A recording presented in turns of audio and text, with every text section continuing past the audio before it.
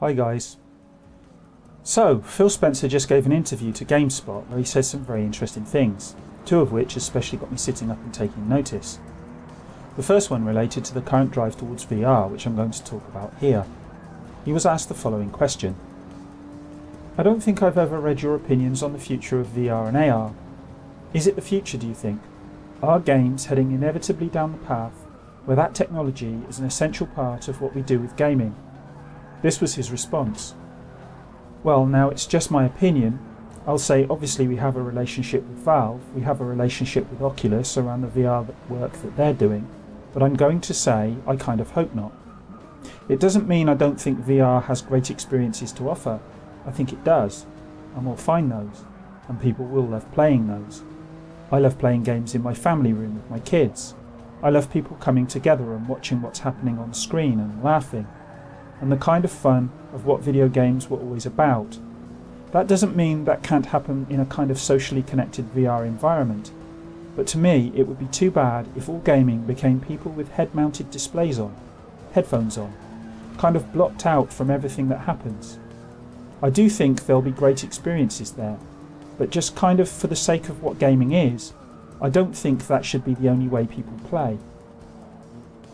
Now, there's quite a lot to take in from this, but personally I find it extremely refreshing to hear someone in the position that Phil Spencer is in, talking seriously and sensibly about the upcoming technologies, rather than just shouting about it from the rooftops and telling everybody how their lives will be immeasurably better for it. We've heard that kind of hyperbole before, from both Microsoft and its competitors, and it inevitably leads to a feeling of disappointment and disillusionment when the products don't deliver the stellar experiences that were promised. I think this shows Phil Spencer in a very good light, not least because he seems to understand a few basics about managing expectations, especially over the mid to long term. We've all experienced the hype machines before, and many of us have drunk the Kool-Aid. Everything from Sony's Emotion Engine to 3D TV to Microsoft's own claims for Kinect. Twice. And it's still ongoing with the hype about DirectX 12, the cloud, and on and on. Now, maybe some of these technologies will actually turn out to be extremely useful or even mind-blowing, but until we see them in action in the real world, as opposed to the controlled environments where the tech demos occur, we should take all claims with a pinch of salt, rather than buying the hype. And that's what I like about Phil Spencer's approach here.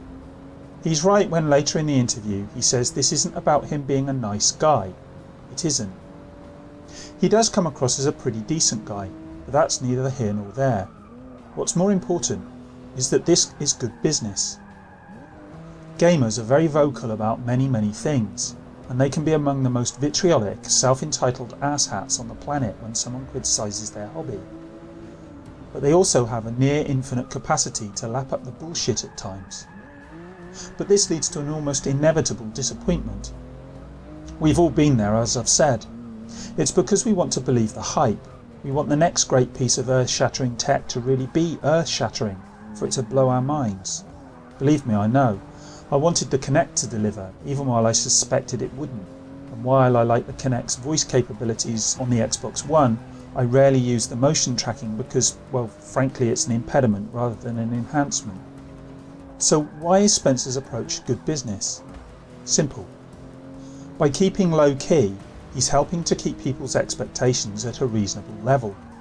That means there is less likely to be a backlash when the tech finally arrives. And if the tech actually delivers more than people were expecting, well, it's party time, because in the gaming community, word gets around fast. Of course, there is some danger in this approach and one has to get the balance right. After all, if expectation is lowered too much, there will be no interest and no sales.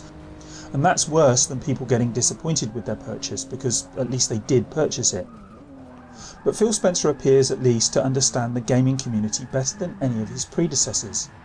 He seems to understand instinctively that he doesn't have to engage in hyperbole. The community will do it for him.